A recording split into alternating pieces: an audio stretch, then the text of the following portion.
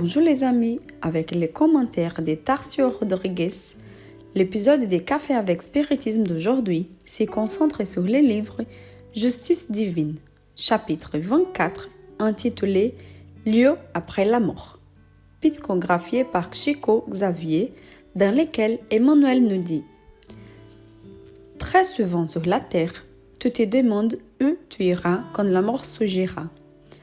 Tu aspires certainement à te retrouver sur une île reposante ou après ceux qui te sont très chers. Tu rêves bonheur comme l'enfant aspire au giron maternel. Pourtant, cela est facile à savoir. Tout être humain est un apprenti à l'école de l'évolution, sous l'uniforme de la chair. Il est dans les devoirs d'accomplir certaines obligations, dans les engagements d'ordre familial, dans les responsabilités de la vie publique, dans les domaines des affaires matérielles, dans la lutte pour subvenir à ses besoins. Cependant, les devoirs nous est imposés par notre éducation qui nous oblige à paraître ce que nous ne sommes pas encore, pour vivre en toute liberté ce que nous devons réellement être.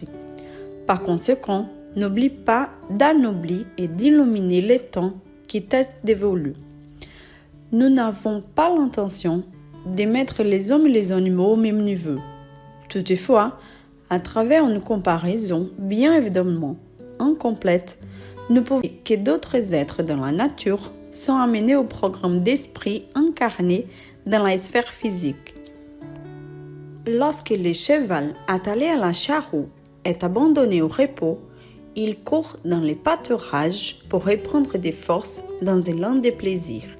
Le serpent, qui est fait prisonnier pour coopérer à la fabrication de ses roues antiphysiques, une fois libéré, se glisse dans son terrier où il reconstitue son venin.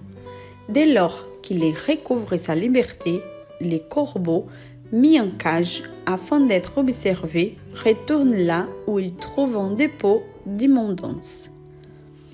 Quand on laisse s'envoler la belle retenue en observation pour des études d'apiculture, elle rejoint immédiatement sa ruche et son travail.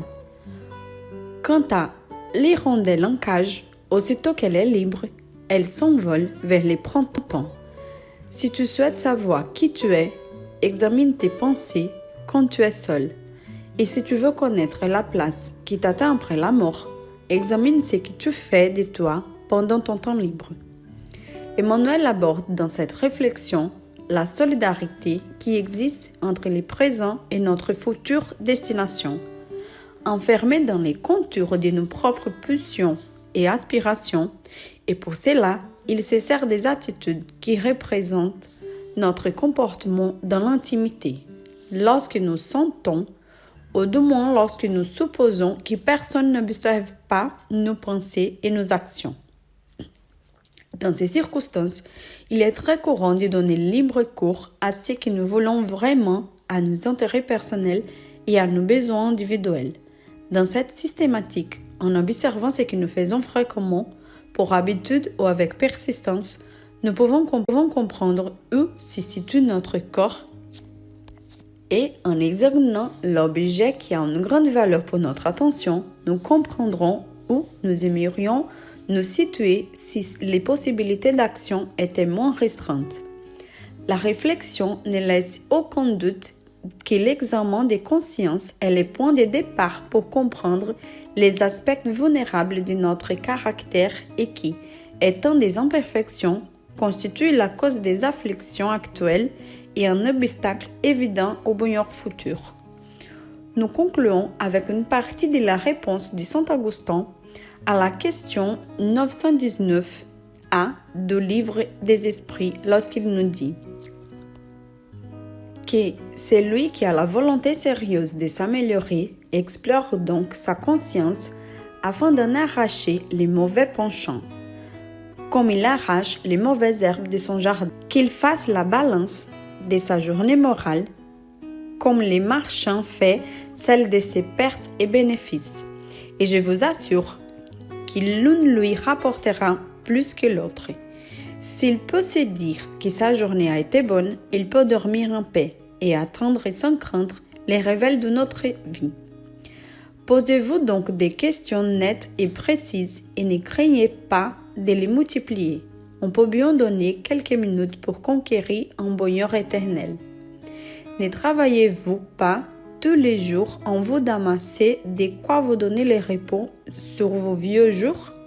Ces repos n'est-il pas l'objet de tous vos désirs, les bouts qui vous fait endurer des fatigues et des privations momentanées?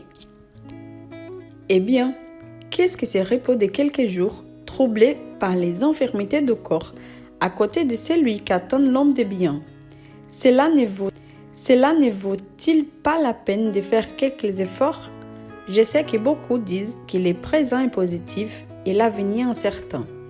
Or, voilà précisément la pensée que nous sommes chargés de détruire en vous, car nous voulons vous faire comprendre cet avenir de manière à ce qu'il ne puisse laisser aucun doute dans votre âme. C'est pourquoi nous avons appelé votre attention car des phénomènes de nature à frapper vos sens, puis nous vous donnons des instructions que chacun de vous est chargé de reprendre. C'est dans ces bouts que nous avons dicté les livres des esprits.